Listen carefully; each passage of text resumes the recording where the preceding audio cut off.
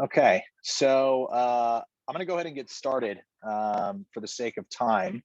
I appreciate everyone making the time to hop on here today. So, purpose of today, what I want to kind of share with everyone is over the last 2, 3 years, what we've learned a lot about is initial interviews with agents are very, very, very difficult, and it's something that's complex that's not really talked about initially. And I think that first impression is something that not a lot of people really think about the significance of it. So to give a quick little intro on myself and the company, my name is Chris Gianos. I'm the co-founder and CEO of a company called Humanize. We do recruiting for real estate agents and teams specifically. So brokerages that are looking to grow or team leads that are looking to grow our agent count. We have a product that we help people do that. So over the course of the last 2 years, I ran a real estate team myself. I grew it from 2, 3 people to around 225 people. So we had a lot of initial conversations with agents about joining our team. And I thought it'd be beneficial to kind of share with you guys what those best practices are. So today we're going to be talking specifically about winning the first interview and kind of the importance of it, what the structure sounds like and all that cool stuff so that we're really able to nail it. So we'll go ahead and jump in and get started. There's a couple of different things we'll be covering today. First thing we're going to talk about is actually sourcing candidates. So where to get candidates from, how to get candidates, and about a couple different ways that you can do that. We'll talk about the purpose of the initial interview and exactly what your kind of goals should be with that and kind of outcomes of that initial conversation, right? We'll talk about the actual structure. I thought about this significantly over the last couple of days and how I thought the best way to get this through to everyone would be. So what I'm actually going to do is just run through our actual script that we provide our clients. So the initial interview script, I'm basically going to run through it with you guys kind of step by step and dissect it live on camera so that we're able to really find the value props there. At the end, we'll have a little bit of time. We'll go through some frequently made mistakes that we see people doing on these calls. And then we'll have some time for some Q&A and kind of go from there if that sounds good to everyone. So first and foremost, we'll talk about sourcing candidates. And I'm going to have a little drink real quick because my voice is nice and raw from talking all day. Okay, we got some Diet Coke. We're good now. So sourcing candidates. I think this is where most teams struggle, especially in the beginning, right? Everyone's got this dream right now of growing these big, beautiful real estate teams. And the hardest part in doing that usually isn't finding leads. It's not the operational part that comes with running a team. It's how do I physically grow my team? It's a unique problem because it's not like a W-2 position, right? Where you're paying someone an hourly wage and you can just go online and say, I'm hiring for a front desk or I'm hiring for an accountant or whatever it may be. It's a very unique problem, right? Because you're hiring, quote unquote, which probably isn't even the term for it, but you're partnering with independent contractors, 1099 independent salespeople. So it's a lot different and a lot more complex of a problem to solve. So there's several sources that you can really source candidates from, several places that we suggest looking. So first and foremost, we've got job boards, right? This is the same way that a lot of people that started their careers in other things have found jobs, right? So you've got websites like LinkedIn and ZipRecruiter, Indeed, Monster.com, CareerBuilder, and Glassdoor. There's about a bajillion, which is a lot of zeros, of job boards online, right? They all have unique things to them. Typically, what we see is a variance in demographic of people that are using these websites, right? So different demographics of people gravitate towards different websites, right? There's no rhyme or reason to it, really. It's really just a preference thing. Intricacies and complexities of these websites, the part that gets a little difficult is obviously it's 5 or 6 different websites to advertise on, right? You've got all these different portals that you have to sign up for and write job copy for and manually post on and do all these different things. But in the end, it's a great way to do it because you'll actually get a ton of applicants and a ton of people that are looking to apply for your roles. So job boards are the first solution where we source candidates from. Next, you've got referral and SOI. If you've never heard the term ABC before, always be closing, right? That's near and dear to a lot of salespeople's hearts. Referral and SOI is probably the single biggest and best recruiting source. You got to think outside the box with this stuff, though. A lot of people don't think about all these different ways that you can get conversations started about you wanting to grow your team. The same way that you've got a real estate broker, or excuse me, a real estate brokerage, and you're out in the field, you're at the grocery store and someone's talking about buying a house and you do those, your ears perk up. You're like, oh my gosh, I'm a real estate agent. You want to sell a house, match made in heaven, right? The same way you stay cognizant about your real estate business and wanting to constantly kind of be out in the guy and not be a secret agent, it's the same way you should think about recruiting, right? There's tons and tons of interaction you have with other talented agents on a pretty regular basis, right? So you've got agents you do deals with that you like, right? I can promise you, I've done this personally. I have agents and team leaders on my team that have done this personally, where they did a really great deal with an agent. The other agent was impressed by our internal workings and our processes and our systems, and was like, holy shit, this is awesome. Oh, cool, you should come work here, right? There is no shame in doing that. The key is to ask at the opportune time. Agent asks you for a plug. Hey, this was really awesome. Your TC was great. If they're riding high and their emotions up here, that's the time to strike. So doing deals with agents you like and asking them if they would like to join your brokerage. Relationships with real estate schools. This is another thing that we've done personally. Get synced up with your local real estate school, whoever teaches your local crash course. I'm sure you're not the only person to go barking up their door, right? But if you have a unique value prop that's different and will result in people having success in their business, that might be a good avenue. There's about 1 million ways to do it. I threw this together for you guys quickly, but asking vendors for referrals, title reps come in contact with a lot of people, a lot of different mortgage lenders, escrow officers. They're constantly talking with other people, right? Anyone that is going to know your value and go and carry it to the market is someone that should not only know what your value prop is, but know that you are actively looking to grow. There's a saying that like shooters shoot. It's true, right? People don't know what they don't know. If you've got a small team now and you want to grow it big, the second you start vocalizing that to your vendor partners, escrow, title, and mortgage, they should know that you are on the hunt for new people for your team. And when they come across an agent that they know your value prop and it looks like it'll be a value fit for this agent that they just spoke with, that puts you in a really good position, right? So not being secretive about it and using your own network and own sphere to grow your team directly. Lastly, social media is the third largest one we worked with. The way I want you guys to think about this, the biggest kind of complaint or thing we hear about social media is, well, I'm not good on camera, Chris. I'm not good at conveying a message. I'm afraid of being on camera. Congratulations. So was everyone else the first couple of times they did it. Your first video is your hardest, right? But I can promise you right now that I have recruited agents directly off of social media because of things like Instagram Reels or Facebook posts or TikTok posts, right? The key here is very, very, very important, right? There's different courses and different ways you can use to create sizable production quality content where it actually looks good. But at the end of the day, it's far less important how you say it and far more important that you just say it, right? Getting into the marketplace, getting the word out there on social media to your network. Unfortunately, most of the time, if you're a real estate agent, your network on Instagram is, guess what?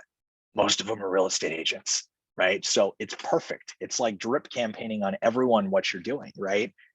General rule of thumb is that if you're going to use social media to get the word out there, it can't constantly be ask with no value. So the concept I'll draw on for you guys is if every day at 10 a.m. you went on social media and were like, hey, I'm a realtor. If you want to buy a house, you should call me. Right? The consumer, all they're getting is asks. They have no trust equity in the bank, right? You haven't made any donations to their knowledge, right? That's provided them with enough value to where they're predisposed to take action at that point, right? So general rule of thumb is if you're going to use social media to source contents, for every one recruiting ask that you provide, right? 3 pieces of valuable content, right? So what I mean by that is if you're interested in picking up more agents to your team, right? Jumping on, giving a free invite to a role play session that you're going to be doing, right? Or jumping on and doing a free invite to a call night that you're going to be doing to your office, right? Anything that you can do to where if an agent sees it, they're going to go, holy shit, that was valuable, right? For every 3 pieces of value you provide via posts, right? You have one opportunity, in my opinion, at least, to ask for one, hey, I'm looking to add agents to my team. If you're an agent in Orange County, you should give me a call because I'm hiring and here's why you should come work for me, right? But remembering that in order to ask for something, you have to first provide something in value. So it's very important to remember that. So If you do these three things, you'll be really, really ridiculously good at recruiting or good looking, if you've ever seen Zoolander. Continuing on to the kind of meat and potatoes of this whole thing. So purpose of the initial interview. There's a bunch of different ways you can generate candidates, right? You can use those three solutions. You've got job boards, you've got your sphere, and then you've got social media. You can also do something really simple and call us, and I can fill your calendar with approved calendar invites with agents that are looking to make moves, but that's a whole different story. The purpose of that initial interview is more than anything to do really three things at the end of the day. Far too many team leaders, in my experience, on that initial interview, it's way too sales forward and way too pushy, right? The same concept I just spoke with you guys about. If you're going to ask for someone to commit to do something with you, you should provide them some sort of value in return first, right? That is paramount. People need to see value before they are closed on anything, right? So that phone call, there's really three things you want to focus on in three purposes. Number one, is this person a culture fit, right? Does this person's vibe match your team's vibe? I know it sounds like hippie shit and I sound like a total goon when I say things like that.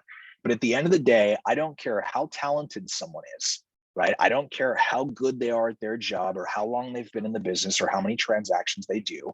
Each team has a unique identity, right? There's something unique. Every team's got a different kind of mojo going, if you will, right? First and foremost, it's more important now than ever to hire to culture first, right? Because at the end of the day, square holes or square pegs don't fit in round holes, right? It's really important to make sure that you could see yourself not only working with this person, but being friends with this person, right? Business is so much better when you're working with people like that, that you know, value, and trust and enjoy being around, right? So regardless of performance, we want to figure out, is this person a culture fit for our team? Next, a character fit. Can someone be a culture fit and not a character fit? Absolutely. Do not mistake culture fit for being a good character fit. You can be a dirtbag and still be fun to be around. Trust me, I know several people like that, right? Based on your initial conversation with this person, do they appear to have a strong character? Right? For every 5 agents that I hired that were top like savages from the get-go, there was always one where you're like, the character doesn't fit, and it ends up causing a lot of friction in our organization, right? If you hire to culture and character fit first and skill set second, your organization's culture will remain healthy. If you do the opposite, performance first, culture and character second, sure, you might make some short-term revenue gains, but at the end of the day, that business is not going to last because it's going to rot from the inside, right? You then have a character and culture fit problem on your team. And lastly, the kind of final purpose of this initial interview from our perspective, this is a sales pitch, right? You're selling them on coming to meet with you about potentially joining your team. So it's really, really important to remember, a lot of the time, a sales manager or a team leader or whatever it may be, there's a lot of, you want something I have, right? You're coming to me to join my team. And they forget that in essence, this is a sales pitch. If a person is an asset and they're a talented agent, at the end of the day, they've got options. If they're a good culture and character fit, they've got a sales background, that person's an asset. You are not the only person that they are going to be talking to, and you need to remember it. Right? I talk to a ton of brokers on a weekly basis where they're just rude, even on the phone to me, right? I'm the nicest guy on the planet. You get a broker on the phone who's got a phone who's got a sourpuss attitude, right? At the end of the day, that guy, if he's talking to you that way, talking to me that way, he's going to be talking to agents that way, right? So remember that that initial interaction that you have with them is paramount, and that's how they're going to form their initial impression. This is a sales pitch. The same way you would go and talk to a seller at their home or a buyer during a buyer consultation is the same way you should be conducting this interview, right? It's of that level of importance. All right, keeping it going. So 3 things you want to focus on during that initial interview: culture fit, character fit, and sales pitch. Those are the 3 big things that we focus on. So skills and culture fit, if faced with the question, if I was going to make this decision, I would hire a culture fit every single time, right? Because at the end of the day, you can teach someone skills. You can teach someone, sure, there's intrinsic ability and natural born talent, things like that. But at the end of the day, that culture fit is so much more important. Cool. Let's keep it going. So let's talk about the initial interview structure. And what I want to do for this section specifically is I'll go through a high level overview with you guys, and then I actually want to dive into the actual script, right? So the actual script we're going to look at together, and I'm going to kind of walk you guys through it real time.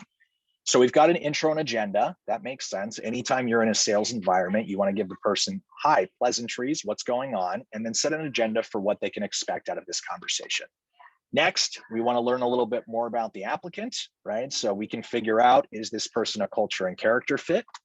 Next, we're going to pitch them on 3 things. These are the 3 value props that we've found most agents make the move for, right? Consciously, agents join brokerages because they provide leads, training, and support. All 3 of those things are primary drivers of why agents join teams. Subconsciously, and what actually matters is they're joining or leaving a leader, right? No one's going to say, oh, I joined this Remax office because I really like the manager over there.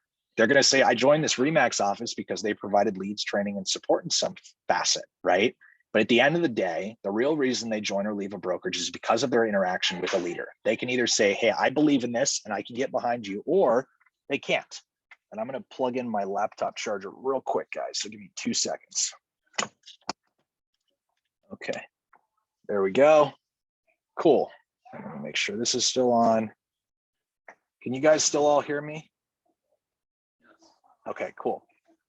We'll keep going. Whoop, 1 sec. Okay. I think I lost you guys for a second. Can you hear me now? Okay. We'll keep going. We should be good now.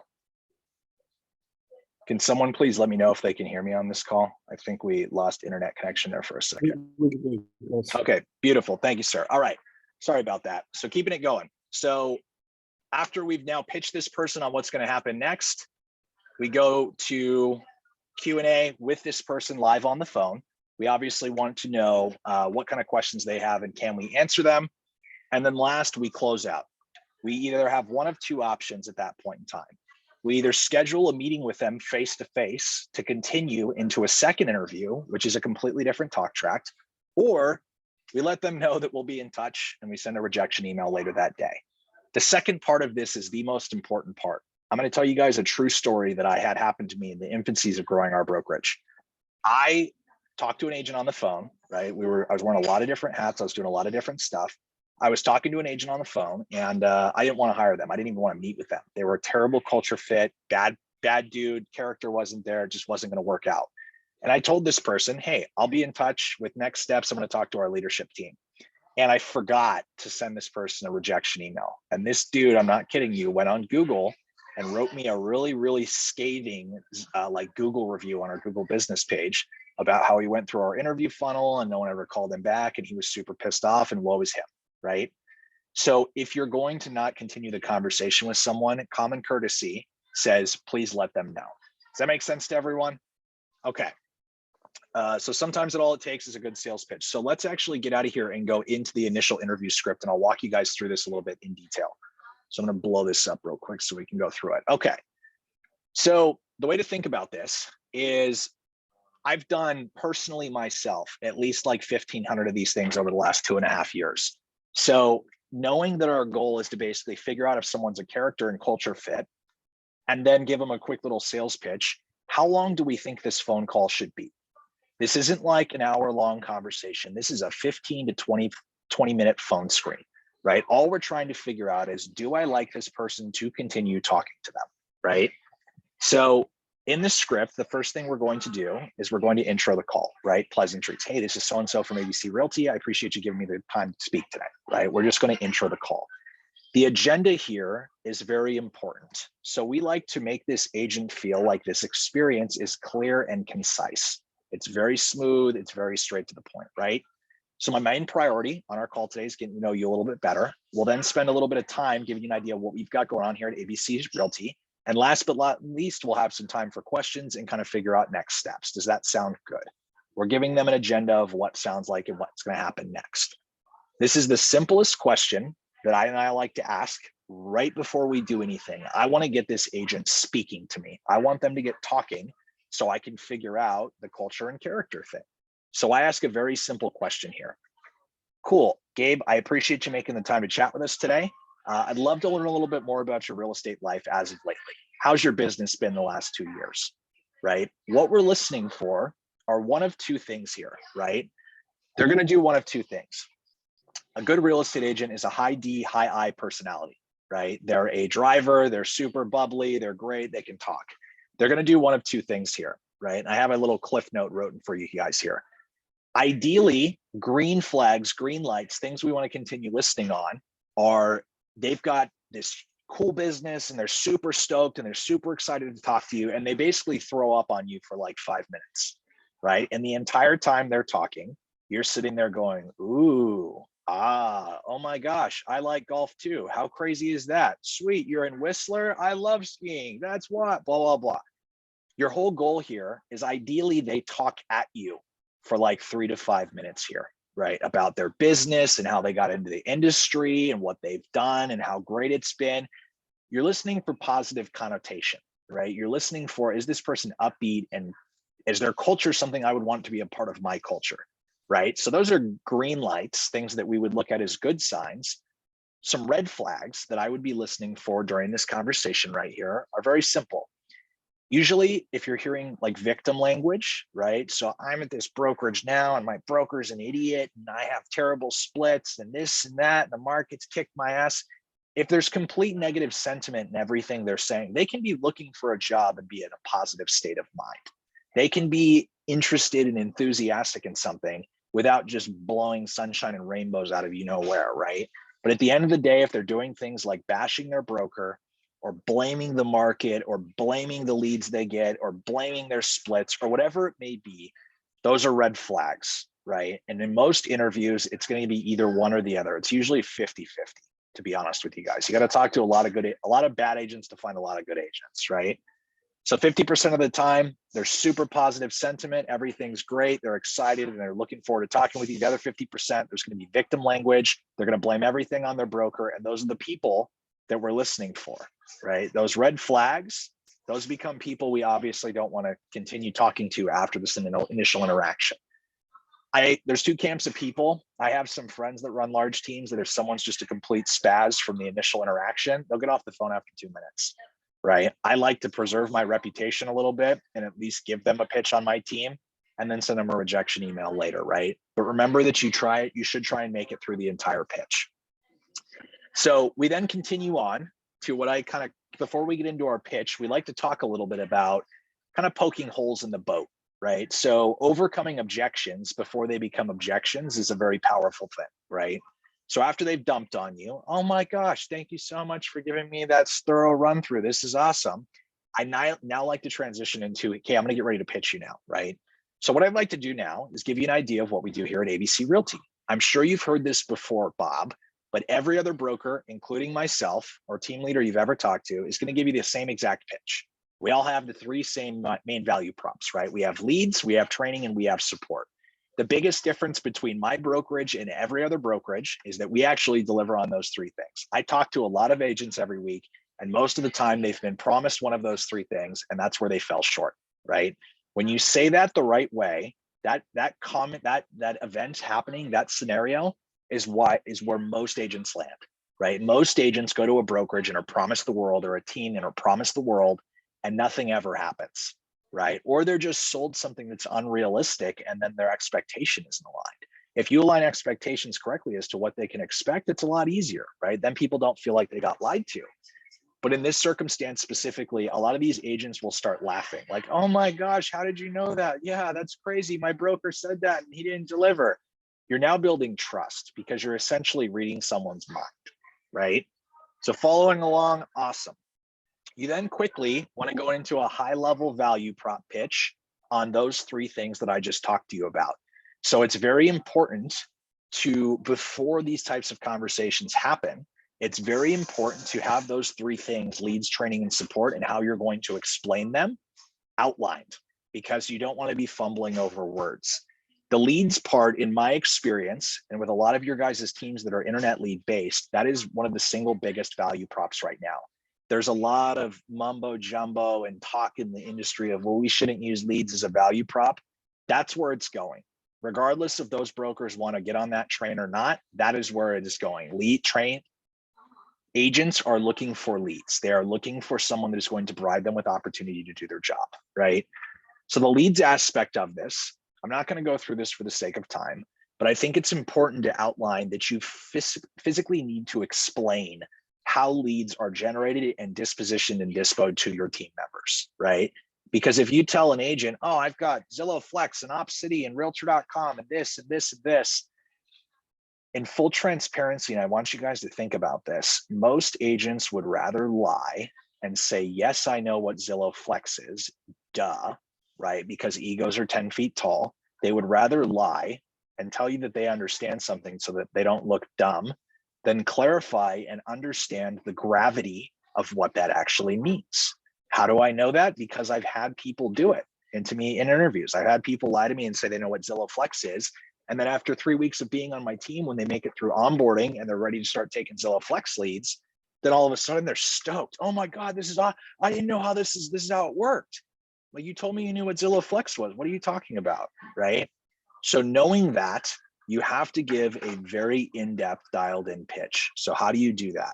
Pretend it's a third grader. When you're recruiting and you're explaining how value props work on your team, pretend that you are literally talking to a third grader. Explain it at that level.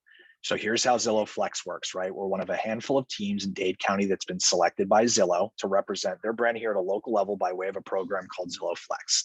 The way it works is a consumer goes on Zillow, finds a home that they're interested in touring, and then that consumer gets reached out to by Zillow and validated that they're interested in seeing the home and that they're interested in speaking with an agent. Once those two conditions are met, Bob, imagine a world where your phone rings, and on the other end of the phone, there's a bot or a prompt that says, hey, I have George on the other line and he wants to see 123 ABC Street tomorrow at 4 o'clock. Are you available to show him the house, right? When you explain it like that, the how, the consumer is now going, holy shit, what? The agent, what? I didn't know that's how it worked. I thought Zillow leads suck. The sentiment in the market is that Zillow leads are terrible. They're a complete waste of money. Most people hear that and they're like, what the hell, right? So when you explain the detail of it, then all of a sudden it becomes something tangible and they actually understand the value, not act like they know what it is so they don't look dumb in front of their friends, right? So talking to them about what the lead opportunity looks like on your team and explaining it in depth, right? Again, if you have Zillow Flex teams, I'm going to send everyone on this call this script afterwards. You can literally just take it and give it to them and have them read the script and it works. I've done it thousands and thousands of times, right? Next, we've got the training. So every team is going to have a different value prop on what training looks like, right? If your team that you're working with has a Zillow Flex account and they don't have a perfectly mapped out training calendar, they're doing it wrong, right? They need to have some sort of onboarding for agents when they come onto their team. They need to have some sort of continued education component at least once per week to provide enough value to be competitive in the marketplace. A lot of brokers don't have that, hey, consistency or thought process around it, or it's something they bring a title rep in and they bring bagels, right? They talk about prelims for the 20th time and call that value. That's not value, right? So having some sort of training in what that actually means. If a broker's having to ask themselves these questions before they recruit someone, well, we don't have any training, they shouldn't be recruiting in the first place, right? Because there are other people in the market that are going to eat their breakfast. They're going to eat every meal for them because this is so important now in the current landscape. Having good splits, having a primo office location on Lido, that's not enough anymore. People are looking for those leads, training, and support. All three of them, not one or two of them, all three of them, right? So the training aspect, again, correctly articulating to these people what that means on your team. So if you're an agent on my team, Bob, here's what training looks like. Your first week, we do an onboarding from 9 to 1, Monday through Friday. After that, there's a training every Thursday at 10 a.m. with some sort of tactical sales training that you can go and apply to your business and move the needle. Does that make sense? Again, if they don't have anything formalized before they even start recruiting, they should have something formalized in writing, right? The support aspect, last but not least, this is something huge that a lot of teams are looking at. Primary reason for joining a team now, outside of the leads and the training, is going to be the support part of this, right? So the support part of this is transaction coordinators, marketing coordinators. Is team lead still in production and competing with agents, or is team leader out of production and purely supporting agents right now, right? talking to them about what makes them different, because I'd say second or third most frequent question I get during recruiting process, during the onboarding process is, if I join your team, how do I get questions answered? If it's 9 o'clock on a Sunday night, I've got to write an offer and I've got to get something out, I'm stuck. Who's going to help me, right? I have agents that I've talked to in the last week that have said, oh, I called my broker and I didn't get a call back for 2 weeks, or I didn't get a call back for 3 days. And by then it was too late, right? That's something that agents now, based on consumer expectation and what's changed because of websites like Amazon and Uber and all these different services, consumer expectation of service from service providers is through the roof. You go on Postmates and order Del Taco, it's at your house in 10 minutes, 20 minutes, right? You're on Uber and you call an Uber and it takes longer than 3 minutes to get there, you cancel it and call a Lyft, right? People want support and they want it now. And that needs to be tangible in your organization and how you're going to articulate that to the market, so that when an agent says, when I need help, how do I get it? That's the sole purpose of this part, is telling them how you are going to support them to do more business, right? Last but not least, we've got a closing. So you've now figured out during that initial about the agent, if I like this person or not. It's very simple. If you listen for victim language in there and blaming someone else for their lack of production, they're probably not a good fit, right? If they're greenlit, they're enthused, they sound great, then you would want to meet with that person face to face. We coach all of our clients to a 2-step interview process. So a 15 to 20 minute phone screen over the phone, and then a 30 to 45 minute face-to-face meeting where you can close them a little harder, and that's a separate training we'll do. But for this initial conversation, we are not going to try and get the agent to commit to us over the phone, right? My style has and always will be 2-step. Second interview, we can get a little bit more aggressive, but on that initial interaction, I want to be the pattern disruptor, right? So I know I just talked at you, Bob. Ha, ha, ha, ha, ha. They laugh every time. Were there any questions that you were hoping to get answered on this call that I have not been able to answer yet? Usually here, I have it highlighted on this script for you guys that I will send to whoever wants it. They're going to ask about things like compensation, splits, or sport specifics, right? Around what that actually means. You have to take the time to maximize the conversion of an initial interview. You have to take the time to answer them, because let me tell you why. Most brokers will not, right? They get asked a compensation question about splits over the phone. They do the classic snake oil, stinky coffee breath real estate broker thing, right? Where they go, oh, why don't you come by the office so I can give you the particulars around it and give you the actual value so you can really see value in our brokerage, right? If you ask someone a question about money, right, and they refuse to answer you about the money, what instantly happens to your brain mindset? Instant negative sentiment, right? Okay, he doesn't want to tell me, it must be screwed, right? So take the time and encourage your customers or clients to take the time to answer specifics about splits, right? If an agent isn't cool with a 50-50 on company provided leads and whatever the split is on personal business and SOI, no amount of sales face to face, if they can't get that over the phone after you just gave them this fire value prop pitch, they're not going to get over it in person, right? They need to see the value. And if they didn't get a fire pitch from you for the last 5-10 minutes you were talking to them, it doesn't matter. If you answer that question over the phone or in person, you get face to face with someone who can't get over the split thing, you just wasted 45 minutes to an hour of your life. And if you're a top producing agent or a top producing team member, that might be $1,000 an hour, right? You just flushed $1,000 down the toilet. So remembering that it's really, really important to answer any questions they have. Take the time, because most brokers won't. Most team leaders will not take the time to answer specifics. And when they don't, you do. Guess who looks like the knight in shining armor?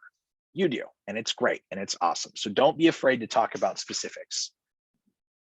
There's 2 outcomes here, right? 2 outcomes from every interview you have with an agent. The first outcome is very simple. You want to meet with that person face to face.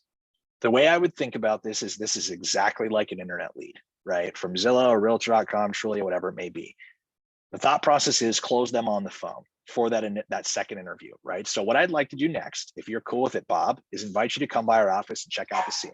I also think it's really important to put a face to the name, right? The whole goal of this is to get face to face with these people so that you can push a little bit harder when you're actually in person, and you can use your body language and all this different stuff. Close them for the appointment on the phone. I've heard a lot of team leaders like, oh, I'll reach out to you next week and we can schedule something for you to come by the office, or I'm going to shoot you my Calendly link and you can book whenever's convenient for you. shoot or shoot, man. Like don't be lazy on these calls. Like pull up your calendar and go, I've got some availability tomorrow at 10 or the day after that at 4, right? Within 48 hours, you need to be scheduling that second interview so that you're able to get face to face with these people as soon as possible, because time is the greatest equalizer, right? The more time goes by, the less statistical probability there are that they actually convert, right? So remembering to close within 48 hours for a face-to-face interview, send them a calendar invite and send them a text message. Hey, I'm looking forward to meeting tomorrow at 10 a.m., right? I know it sounds like rocket science to do both of those things, but it's really, really important to get them to show up to that meeting, right? Or you don't want to meet with that person. And you definitely don't want to end up like Christianos with a negative Google review from someone's like, I talked to this asshole and he never called me back, right? Really important to let people down easily. Obviously, we don't want to just like, hey, you're not a good fit for my team, please kick rocks, right? We have a templated email that I can share with you guys on how to reject an agent tactfully, right? Well, I appreciate you making the time to chat with me today, Bob. What I'm going to go ahead and do is circle up with our leadership team, and I'll be in touch with next steps. It's a really conducive, smooth way of saying, hey, I'm not going to give you any next steps here on the phone. I'm going to talk with our leadership team, and then I'm going to send you a rejection email, right? Make sure that if you're going to reject someone and get intentional about recruiting, that you do that, right? Because how you treat people during the interview process is their opinion of how you're going to treat them if and when they ever work for you. It's really important to define that, right? It's something where you don't send that email, the person never hears back from you. It's going to take you 30 seconds to send the email. Just send it. Wait a day and then just send it. Remembering to do that is very, very, very important. So it helps to have a CRM that you're tracking all of your recruiting efforts out of, right? So going back to this and talking about some frequently made mistakes and kind of where we see people drop the ball and screw up here. Oh, come on. There we go. Okay. So first and foremost, right, to kind of summarize that, I'll send everyone on this call a copy of that script so you all have it. Trying to close on that initial call is where we see a lot of people mess up. This isn't recruiting for W-2 employees that are going to have these are independent contractors, right? A lot of the time, their initial interaction with a broker, someone will try and slam their head into the table and make them buy, right? We save that for our second interview, obviously, right? But that initial interview, we are just going to keep it light and tight. Just, hey, this is the way it is. This is my value prop. If you're interested, I'd love to meet with you. We're never going to try and close them on that initial call because it becomes pushy and it's a pattern disruptor. More valuable than anything, all these big real estate coaches pitch the same thing. If you get them on the phone, send them the contract, right? That's bullshit nowadays, especially with the models and the different things that a lot of different teams are doing as far as value prop goes. Everyone has options. In most major metro markets, real estate brokerages are dinosaurs now. It's real estate teams that are running the world, right? And most major markets have multiple teams that are running the world, and we're all in a race to the bottom and fighting over agents, right?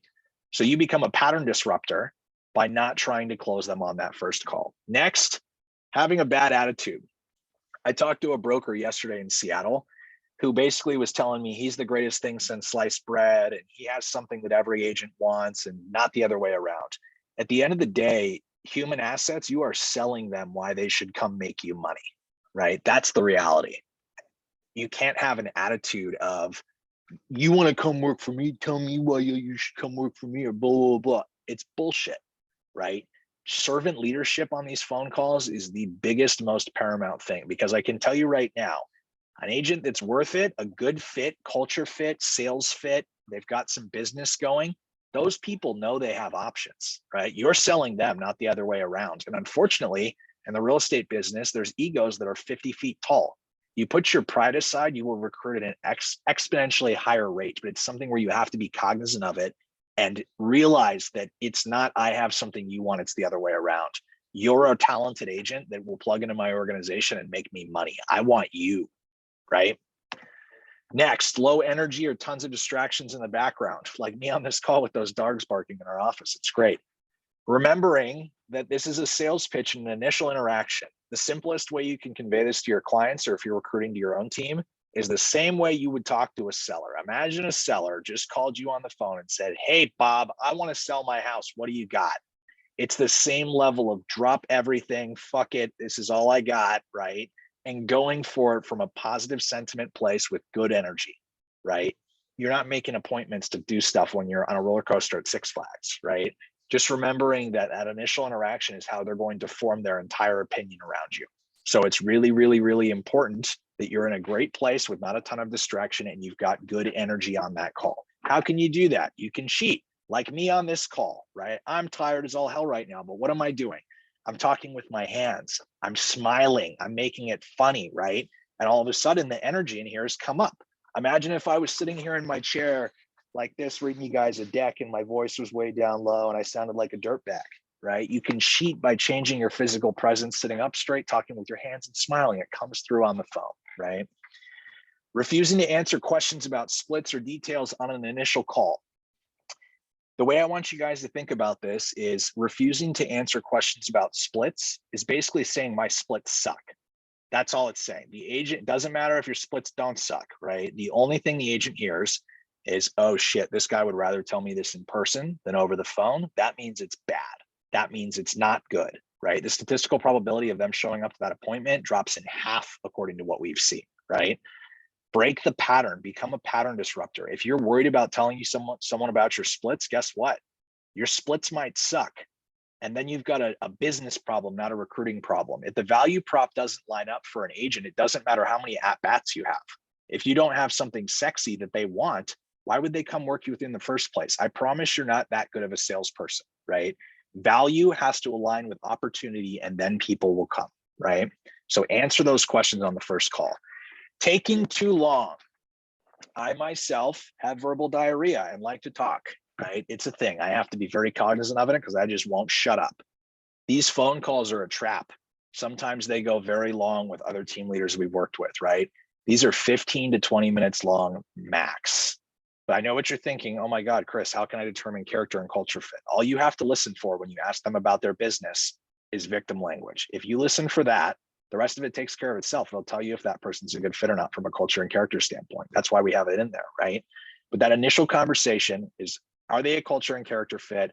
And if so, I give them a quick high-level value pitch that's fire if you follow the script, in the hopes that I can close them to come meet with me. Anything beyond that is just fluff. You're going to talk them out of coming to meet with you, right?